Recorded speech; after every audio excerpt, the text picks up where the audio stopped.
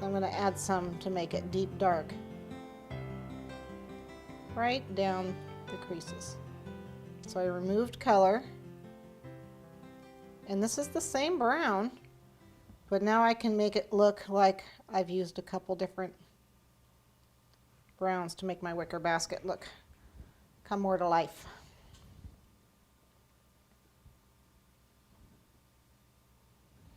And the same thing with the bunnies. Now you can shade the bunnies, which is really cool. If you have a picture, get this really, really watered down. You have a picture of something you'd like to copy. That's a little dark. Are they cute little bunnies? They're cute little bunnies. You could really go to town with these guys. Okay, and a little bit of vodka I want to remove some of the color.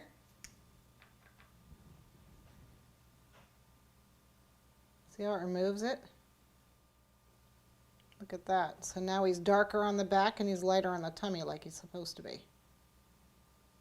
And all I did was just use some vodka and I got shading. The other way to do it is to paint him really light and then add darker shading on his back and blend it in. But I like that way. That way works really well. See that really.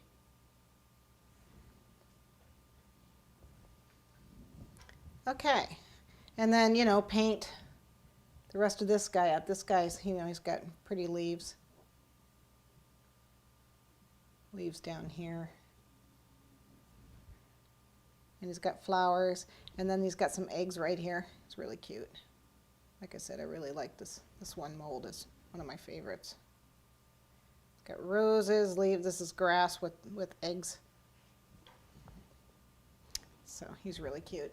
The other thing I want to talk about is the gold luster dust. This is nice. Now you can use it plain.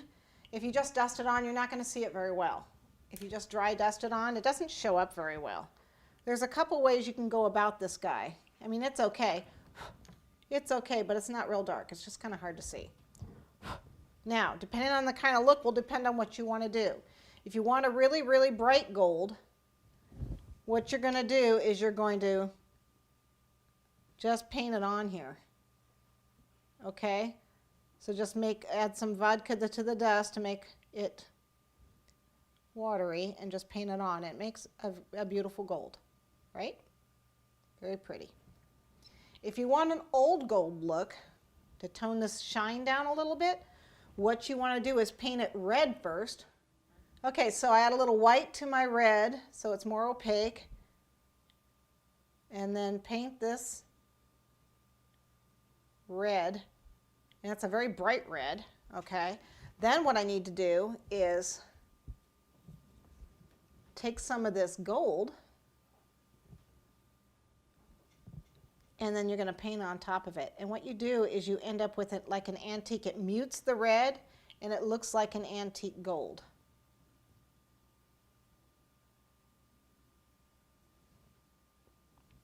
The other thing you can do is you can dry dust on top of it.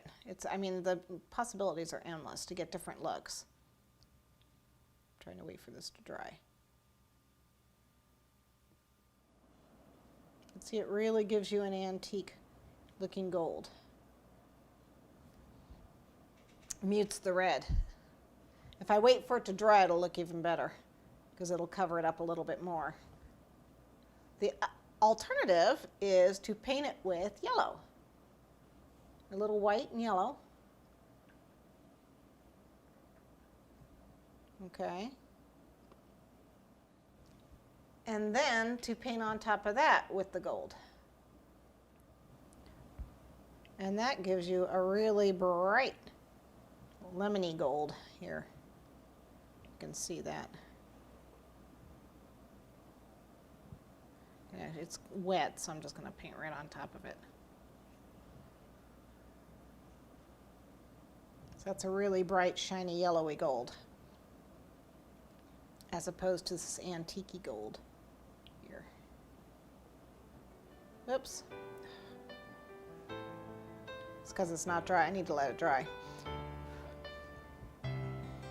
So you got a couple different ways to paint the gold. Depends on your, your style of your cookie, what you're doing. Okay? And this is what I do the most. I just paint it plain.